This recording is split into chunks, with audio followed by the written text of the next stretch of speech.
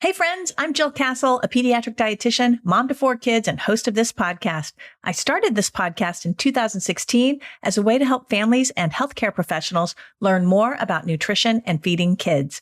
My goal has always been to make nourishing your families easier through breaking down science into understandable concepts you can put into practice right away, and shedding light on and improving the emotional well-being of kids through feeding and food.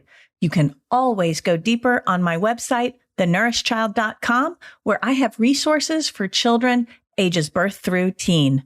I'm always so grateful you're here, and I hope you enjoy the show. Welcome to the Nourish Child podcast, a show about childhood nutrition, feeding kids, and dealing with the ups and downs of growing a healthy child. Here's your host, registered dietitian and childhood nutrition expert, Jill Castle.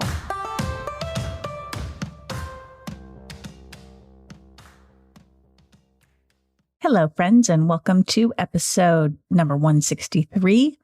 This is my summer series called The Best of Summer. I'm tackling a few different nutrition topics for you over the summer. And today I'm talking about the best of becoming a good food parent. So in other words, we're talking about food parenting. And I've done several episodes related to this topic. I'm going to include them with a little summary towards the end of this podcast if you want to go a little bit deeper and get even better at food parenting, because that's the whole goal. Becoming a good food parent helps your child grow up not only physically healthy, but emotionally well and feeling good about himself, his body, and the foods that he eats. So first, let's look at some of the updates in the scientific research. In Pediatric Obesity 2020, Davison et al. Did a study and looked at fathers and food parenting, because most of the food parenting studies are done in mothers. You'll find that if you follow the research, many more studies are coming out about the role of dads in food parenting and feeding their children. So in this study, they found that fathers are involved in food parenting, but at lower levels than mothers. There are few consistent mother-father differences in food parenting practices, which means that there's not enormous differences. However, fathers may tend to be more controlling, and this can be linked with negative nutrition outcomes in children. They also found, though, that responsive food parenting is linked with positive child outcomes. That basically means that the mom or the dad is paying attention to their child's eating cues, so hunger and fullness, and they're responding appropriately. So when a child is showing true physical hunger or a true hunger, that parent is responding with food, particularly as it aligns with the structure that's been set up in the home.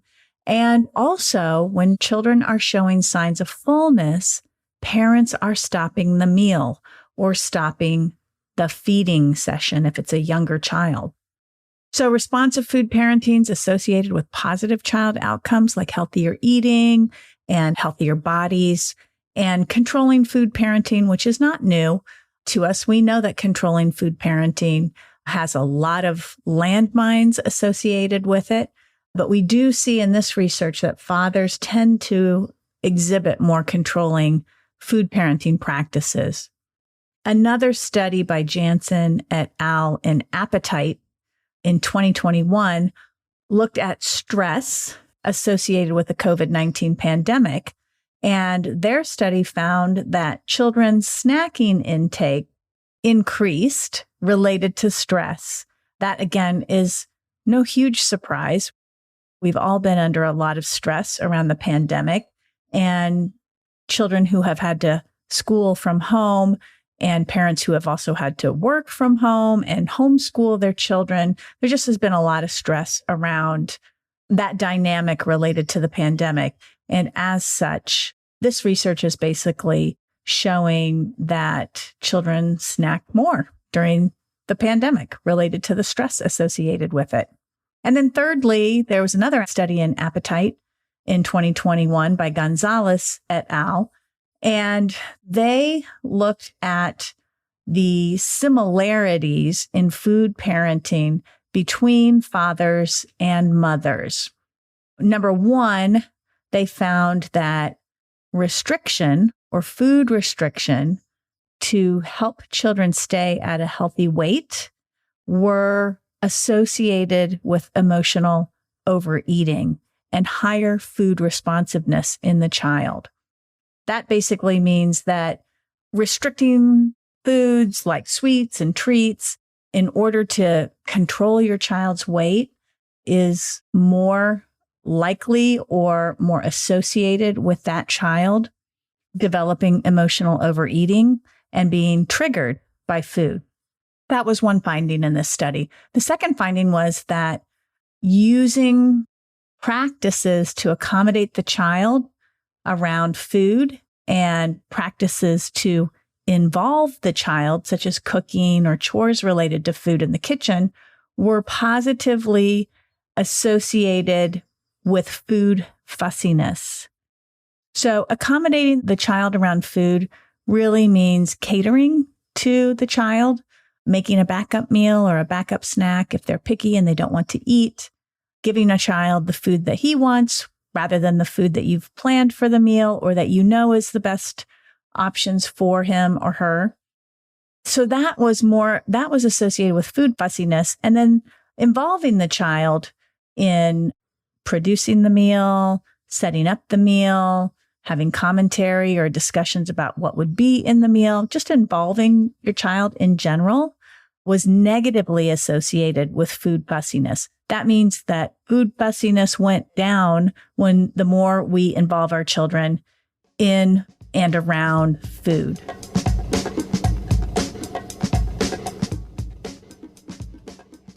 Kids change a lot. Their nutrition needs, eating habits, and food preferences do too. So much so, it can be hard to keep up. The Nourish Child, a website designed for parents who want more nutrition education, helps parents like you get crystal clear on raising good eaters. We've cracked the code on nourishing the whole child, whether you're raising a baby, a teen, or a child with health concerns. Our nutrition school and parent education programs help you get the inside scoop on food and nutrients, positive food parenting, and building self-motivated, autonomous kids who are good eaters. Visit thenourishchild.com today.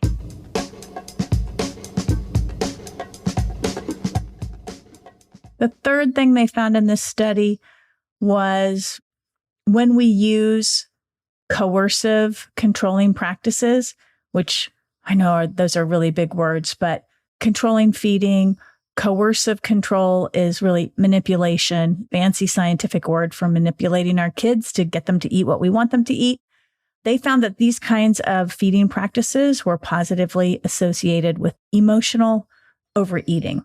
So again, how we interact with our kids around food or food parenting is extremely powerful in our children's behaviors around eating, not only the types of foods that they eat, but how or how frequently they eat as well. This review study went on to suggest that fathers likely exert a unique influence on their children's eating behaviors, and they suggest that we need to make sure we are accounting for the roles, the different roles that each parent plays in promoting healthy eating habits in children. So really, what I find interesting about these little scientific updates is a lot of the research around food parenting is starting to gravitate towards looking at parents as individuals, mothers versus fathers, and really trying to shape and understand the different roles that each parent plays on their children's eating behaviors. Now, if you want to go deeper into the topic of food parenting, I have a couple of episodes that I'll quickly summarize for you here that you might enjoy listening to. Episode number 60 was with Heidi Schuster. She's a registered dietitian who specializes in eating disorders, and she's also the author of How to Heal Your Relationship with Food, Body, and Self. And Heidi encourages health regardless of size and embodies eating and living for all in her book, Nourish. We talk about why the word nourish is relevant beyond just food. We also talked about how diet culture skews our understanding of health and why being aware of our own intrinsic biases, those beliefs and attitudes that we grew up with, can help our children, can benefit them actually in the long run. Another episode, and I have 4 for you total, so that was 1. A second episode to go a little bit deeper into is episode number 61. And again, you can find these episodes by just going to www.thenourishchild.com/whatever the number is. So this one is episode number 61. So it would be /61. This one's titled Feeding Rules That Can Help Kids Eat Better. I basically am teaching you on this episode the feeding guidelines to help kids make positive food decisions that will hopefully stay with them for a lifetime. I talk about the 3 absolute requirements for feeding your child well, why flexibility helps when dealing with food boundaries, how the concept of a closed kitchen will support your child's rhythmic appetite, and last, why even the simplest feeding rules can make a huge difference in how well your child eats and likes food and develops that healthy relationship with food. The third episode to help you go deeper in becoming the best food parent that you can become is episode number 63, and it is titled, Should You Ask Your Child What He Wants to Eat? I talk about how giving a child a choice about what they want to eat can generate a healthy interest in food from a young age, but it can also have a negative impact.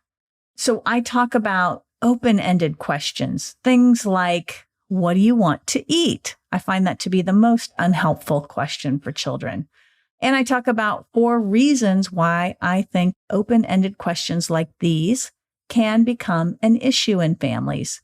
I also talk about why our kids' food opinions are generally not well-informed, no matter how insistent they are. And then last, how picky eaters actually can become bored with food. So I think this will help you sort of navigate that picky eater stage and rethink the language and the questions that you're asking your child around food. And then last, a really popular episode of mine, if you haven't listened to it, was episode number 90 called Ignore It. And I had Catherine Perlman, the author of the book called Ignore It, come on the show. And she talked about why children whine or misbehave and how that whining and misbehavior can become habits. She also talked about how your own upbringing as a parent impacts your parenting style with your kids, when we should ignore our children's bad table manners and when we should address them. And then lastly, ways to empower yourself as a parent and not reward bad behavior while rewarding good behavior. So that's it. If you want to go deeper, these episodes of Summer Live or the best of the summer episodes are really designed to be quick, short episodes to just help you hone in on a couple of topics where you may just deep dive when you're walking or sitting at the beach or whatever you're doing and learn a little bit more. Today's episode can be found on thenourishchild.com. It's episode number 163. And that is it for today, friends. I hope you're enjoying your summer. If you enjoyed this show, please be sure to rate and review it on your favorite place you listen to podcast episodes. And don't forget, give that child in your life a loving squeeze today. Bye for now.